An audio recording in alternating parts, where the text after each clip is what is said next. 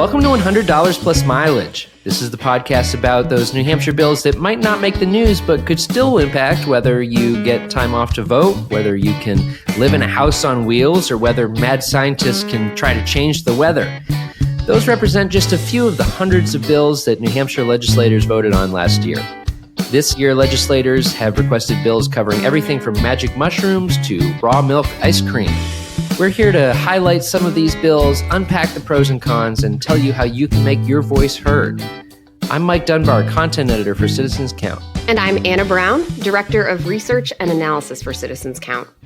Mike, our topic today has been trending on Twitter, so it's not exactly lesser known, but it's still off the beaten path for sure. We're talking about secession, not the TV show Secession, which there was some confusion about that on Twitter, and I had some spelling mistakes, but seceding from the United States of America. Right. There's been a group of libertarians, free staters, and other liberty-minded people in New Hampshire advocating for the secession for years, but this is the first time I've seen it proposed in an actual formal bill in the state legislature. If 2020 and 21 taught us anything, it's to expect the unexpected.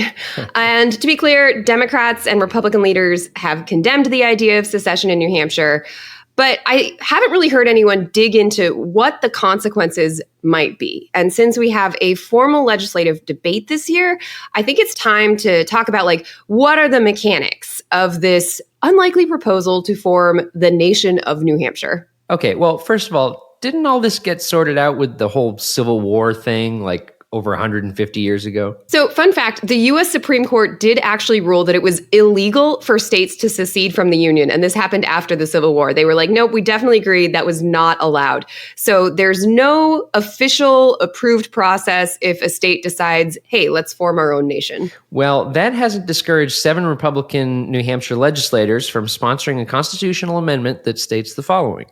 New Hampshire peaceably declares independence from the United States and immediately proceeds as a sovereign nation. All other references to the United States in this Constitution, state statutes, and regulations are nullified, end quote.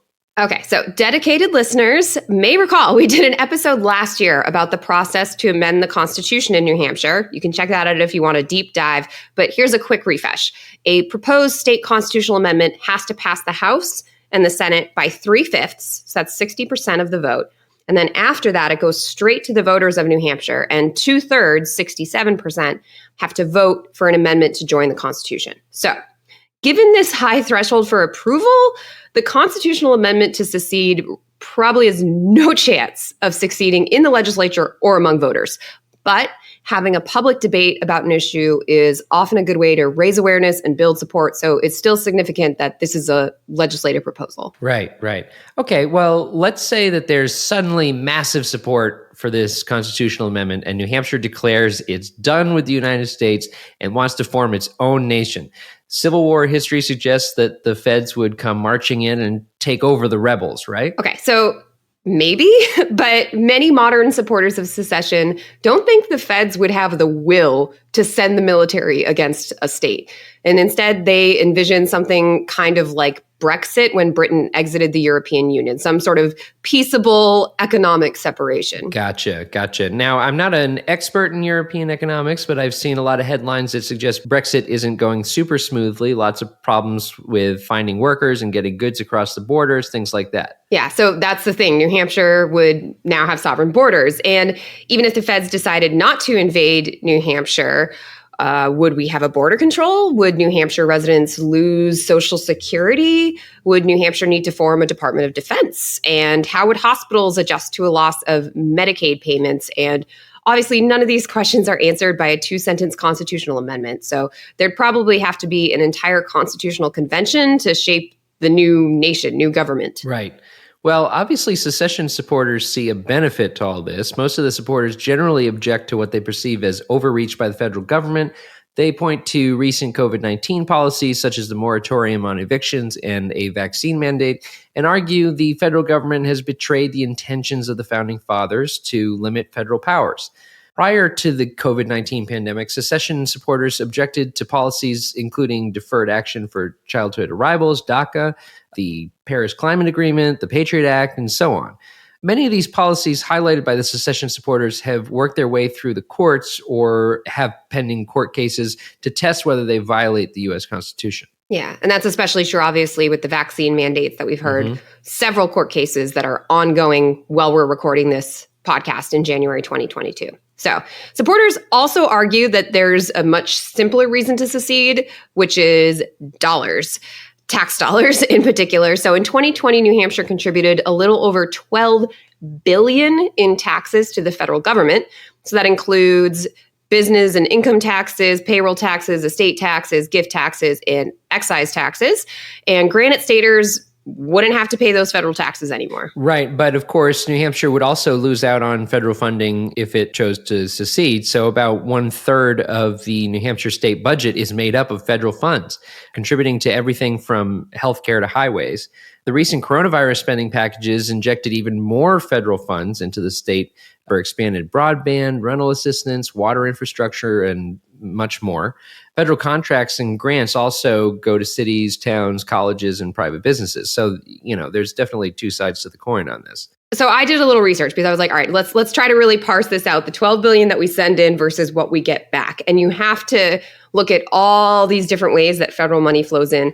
Fortunately, there are people who have looked into this with a lot more math than I was willing to marshal. And so a 2021 report from the Rockefeller Institute of Government found that on balance, the federal government spends $1,363 more per person in New Hampshire than it receives in taxes. And that report considered direct payments to individuals, such as your Social Security check or Medicare, grants, such as Medicaid, which can go to hospitals, or the highway grants we've mentioned.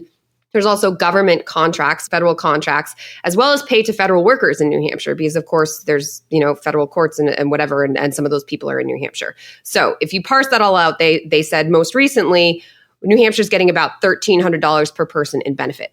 But then I went back to 2020 and it was a much smaller benefit. It was only $310 per person that New Hampshire was gaining versus spending.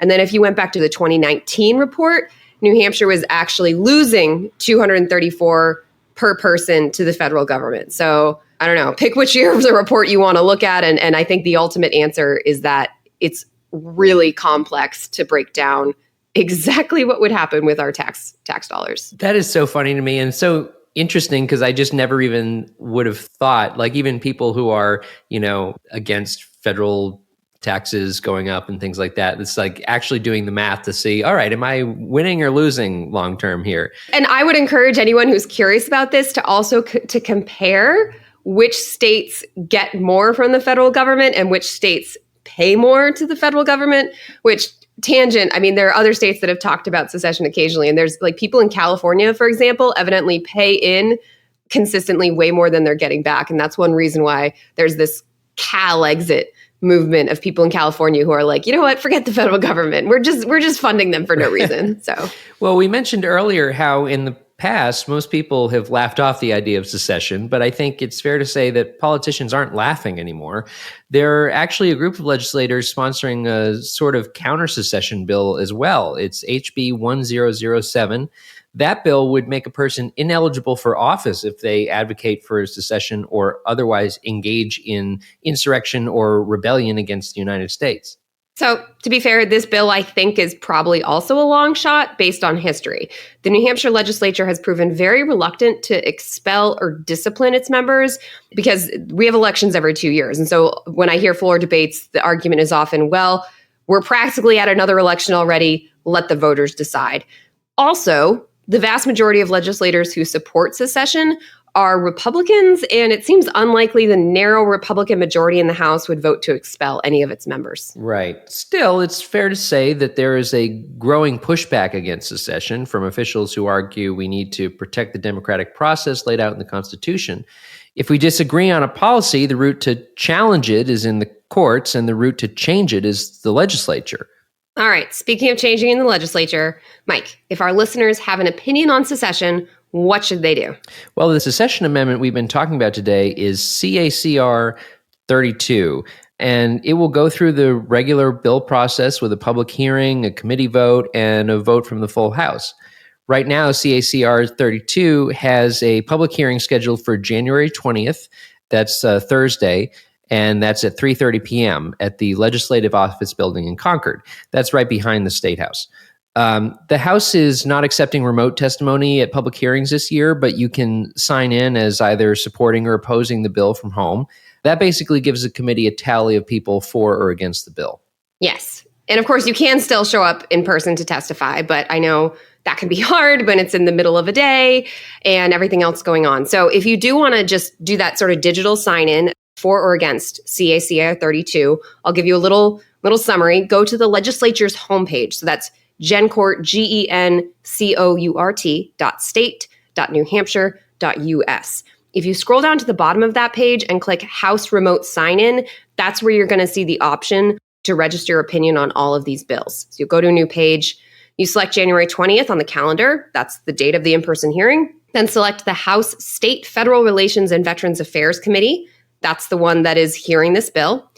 And then you'll select CACR 32 from that bill dropdown for choosing your bill. So after that, it's pretty self-explanatory. You enter, if you're for or against, your name and your location, and then you can have this official public record of registering your opinion. All right, Anna, on that note, it's time for our closing segment, Only in New Hampshire. What delightfully odd New Hampshire lore do you have for us this week? Since we are talking about secession, I would like to bring up the town of Killington, Vermont, which has recently voted twice, well, relatively recently, 2005 and 2006. The townspeople voted to leave Vermont and join New Hampshire. Obviously, it didn't work because we do not have this town sort of carved from the middle of Vermont that is also part of the Granite State, but it went forward. So the process would have been they would have had to get approval from both state legislatures and Congress. So they sent a delegation to Governor Craig Benson and gave him a framed copy of their resolution to secede. The legislature also set up a commission to negotiate with Vermont over what would happen with Killington, but Vermont never set up a corresponding commission, so the issue died. The funny part here to me is Killington was voting to secede because they were very mad about new property tax rates, which was based on Vermont changing how it was funding their public schools. And honestly, I'm not sure New Hampshire is the best choice for a new state if you hate property taxes, because we have... That's called jumping from the frying pan to the fire. And yeah. I even saw a couple interesting analyses where people were debating. They were like, it's possible their property taxes would go up. So yep. I don't know about that. I know my property taxes went up this year, mostly because my condo assessment went through the roof, like even more than houses. I think because there's a condo shortage in New Hampshire. Do you like how I continue to bring up how sad I am about how I'm stuck in this condo? Yeah. Well, Killington isn't that where? Like, isn't there like a Mount Killington, like a skiing? Isn't that a big skiing town? It's a beautiful resort community from what I was reading online. I've never been to beautiful Killington. And so that's partly why they got slammed with the state property tax rate, because earlier they had high property values. They were able to fund their local schools. And then the state set a more universal rate statewide, and their property taxes did go through the roof, sadly, for the citizens of Killington. Yes. So. Well, we'll never know what it would have been like to have Killington in New Hampshire, it sounds like, but that's okay. Well, that wraps up our episode for today. You can find more information and episodes at citizenscount.org. We'd like to thank the Franklin Pierce University for producing and the Granite State News Collaborative for hosting.